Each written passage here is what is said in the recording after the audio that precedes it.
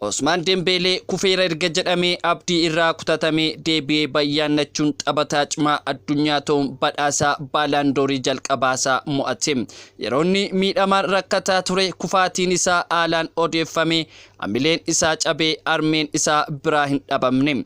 Akkasumas haati warraa isaa humna isaa turte. Barcelona keessatti taphattoonni hedduu nagaayyuu isa gaafataa hin turre. Paarisitti kunoo taphataa cimaa addunyaa kanaati yoo jedhamu waan keessa darbe hunda akka daawwatiitti fuula isaa dura dhufuun imimmaan roobse. Laamin Yaamal yoo mo'adhe sagantaa affeerraa guddaan qopheessa jechuun maatii fi hiriyoota isaa namoota 20 fudhatee deeme. Abbaan Laamin Yaamal Osman Dembele mo'achuusaa fi maaltuutti dhaga'ame kan jedhu Asiyaa jalqabnu. Yoo sirriitti itti fayyadamte addunyaa irratti taphataa jabaadha. Dubbii kana leenjisaa Barcelona kan ture Xavi Hernandeztu bara 2021 dubbate. Yeroo sana Xaviin Osman Dembele leenjisaa ture. Har'a kunoo dhugoome badhaasa baalaandoorii Paarisitti geggeeffamin taphataa PSG Osman Dembelen badhaasa isaa jalqabaa argateera. PSG'n waancaa 3 waggaa tokko keessatti injifachuu hordofee Dembelen kaadhimamaa jalqabaa badhaasichaa ta'ee ture. PSG'n Champions League, liigii tokkoffaa fi French Cup yeroo mo'atu ga'een Dembele olaanaa ture. Taphataa lammii Faransaay umuriin isaa amma waggaa 28 ta'e Dembelen bara dorgommii darbe qofa galchii 35 lakkoomsisuun kubbaa galchii ta'an 14 ammoo mijeessee kenneera. Taphataa cimaa liigii tokkoffaa Faransaay fi taphataa cimaa dorgommii Champions League darbe ta'uunis filatameera. Dorgommii kilaba World Cup irrattis PSG'n akka xumuraaf dhaqqabu gargaare. Garuu Chelseadhaan mo'amuun waancaa dhabani. Laamin Yaamal Barcelona waliin goomsa guddaarra kan ga'ee fi waancawwan 3 injifates akkasumas badhaasichaa fi kanneen eegaman keessaati. Duraan walumaan Barcelona fi taphataa kan turan Laamin Yaamal sadarkaa lammaffaan xumureera. Osman Dembele maqaan isaa yeroo waamamu waltajjii irratti ba'ee imimmaan isaa qabachuu hin dandeenye. Waan addaatu natti dhaga'amaa jira jechaan ittiin ibsuu hin qabu. Keessumaa waan PSG keessatti hojjenne adda jedhee imimmaan ofirraa haxaam. Dembele waan hedduu keessa darbine jedhee waa'ee jireenya isaa yeroo dubbatu imimmaan isaa hudhaa ture. Obboleessi isaa keessummaa ta'ee saganticha irratti argame imimmaan roobsaa ture. Dembelen waa'ee armee isaa deddeebisee kaasuun galateeffate. Armeen isaa waltajjii irratti isa waliin argamuun jajjabeessiteetti. Miira wal makaatu natti dhaga'ame.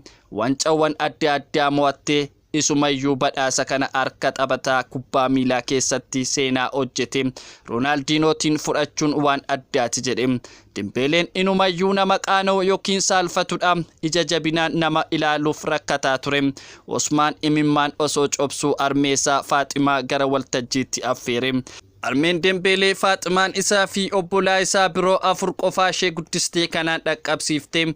Kanaaf rakkina armeen isaa isaan guddisuuf jettee keessa qaxxaamurte yaadachuun boo'e. Yeroonni armee isaa affeerus namoonni saganticha irratti argaman dinqisiifatanii ol koon gammachuu isaanii ibsaniiruufi. Dembelen akkas jedhee kilaboota waliin hojjetes galateeffate. Bara 2023 PSG ana barbaadu isaatti baay'een galateeffadha. Pirezidaantiin kilabichaa Naasir Al-Khelaifi fi anaa fi akka abbaatii leenjisaa fi hojjettoota kilabichaa hunda galateeffachuun barbaada.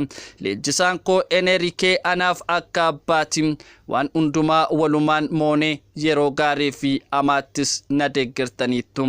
Badhaasni ani akka dhuunfaatti argadhe kun waan akka gareetti waliin mo'annedha. Laamin Yaamal fi Dembelen Barcelona keessatti waliin taphatanii turani. Sagantaa badhaasa baalaandoorii Paarisitti qophaa'e kanarratti maqaan Dembele yeroo waamamu fuulli Laamin Yaamal irraa gammachuun hin mul'anne. Yoon badhaasicha mo'adhe sagantaa addaan qopheessa jedhee maatii isaa fi hiriyoota isaa namoota 20 ta'an fudhatee Paaris deemeera.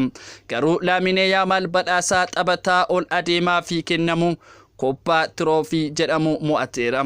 Garuu gara waltajjiitti ba'uun Osman Dembele hammatee baga gammadde jedheeraani. Pirezidaantiin Baarseloonaa Laabrotaan Yaamal mo'achuu qaba ture. Garuu Ousmane Dembélé mo'achuusaa waggoota dhufan itti aananii fi badhaasicha akka mo'atuuf kokoomsataaf jedhe. Abbaan Lamine Yaamal badhaasicha irratti waliin ture. Akkoo isaa fi haati isaa akkasumas obboleessi isaa xiqqaan kanneen saganticharra turan keessaati. Abbaan Yaamilee Muunir Naasoraa garaagarummaa guddaadhaan Yaamal Dembélé caalaa taphataa cimaa addunyaa kanaati. Ilma koo waan ta'eef qofa osoo hin taane jabaa waan ta'eefidha jedhe. Abbaan Yaamal bara dhufuu badhaasicha gara Ispeenitti finna jechuun dubbate. Ousmane Dembélé ammoo akkas jedhee Lamine Yaamal waliin dorgomuun waan gaariidha. Hundi keenya iyyuu umurii isaa xiqqaa kanaan goomsaa akkasiin waggaa guutuu taphachuusaa argineerra. Falmii jabaa taasifne amma yoo immoo annee iyyuu fuulduratti badhaasicha yeroo hedduu mo'achuuf carraan harka isaa keessa jira jedhe. Baarseloonaan erga galee miidhamaanii hedduu rakkataa kan ture Dembéleen amileen isaa akka malee miidhamee akka ture dubbateera. Kana irraa kan ka'e osoo dandeettii guddaa qabu hanga eegame Baarseloonaa keessatti taphataa urjii ta'uu hin dandeenye.